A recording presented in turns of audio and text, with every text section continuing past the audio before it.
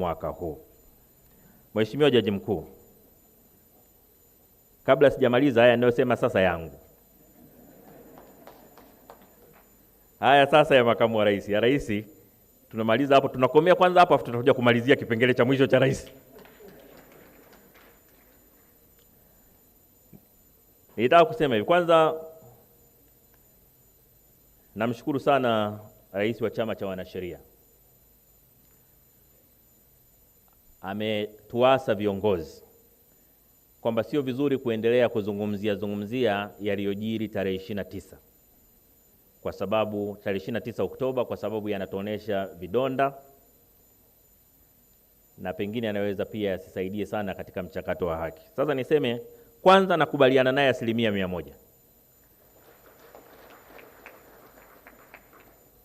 Na pili, naongezea pale aliposahau kwamba sio viongozi wa serikali peke yake, na viongozi wa vyama vya siasa, taasisi za kijamii na wanaharakati.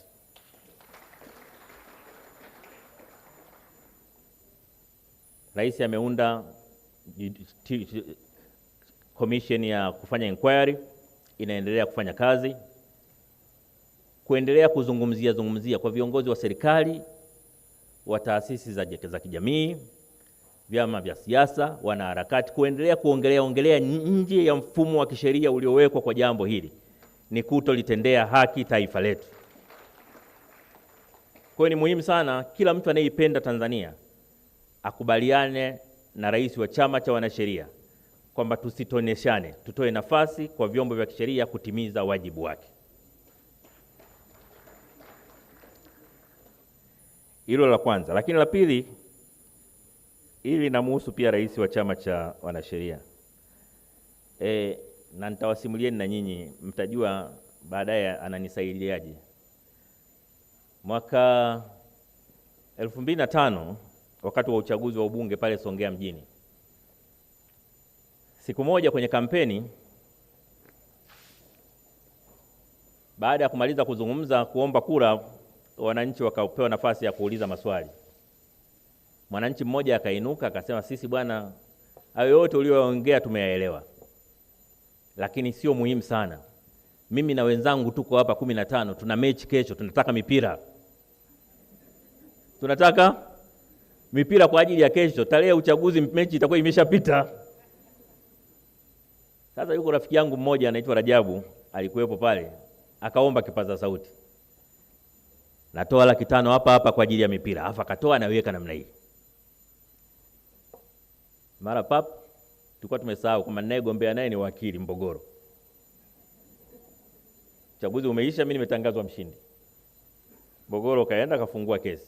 Na lalamiko la kwanza, kutoa rushwa. Mimi nimeita wanasheria, nimekaa nao pale, naambia hii kesi, mbona hamna kesi hapa? Wakaniambia, mheshimiwa, hebu tuitazame. Wakapitia, wakauliza kuhusu ushahidi, wakaambiwa mkando video, jamaa akipeperusha hela. Wale wanasheria, maadvocate wenzake na Mwabukusi wakasema, mheshimiwa, hapa huna pa kutokea.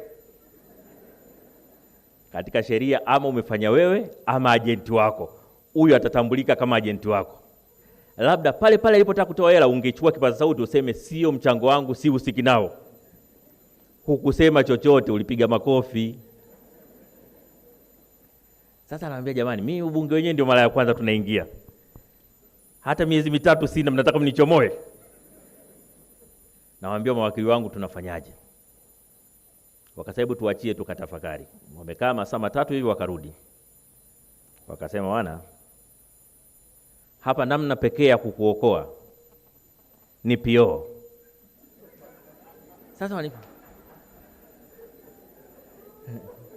Sasa PO ndio nini? Sasa mimi, mnajua mimi baba yangu alikuwa polisi. Ukisema tu PO hivi mimi nafikiri police officer.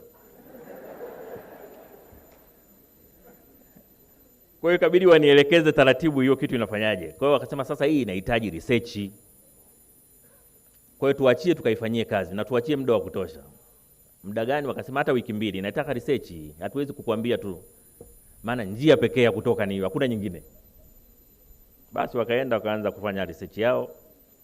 Walisema wiki 2, lakini siku ya 3 wakarudi. Wakaniambia kazi imeisha, tumeshashinda hii.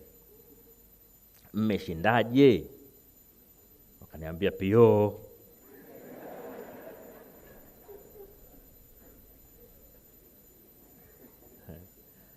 Wakili aliyemtumia Mbogolo hajalipa ada ya wakili.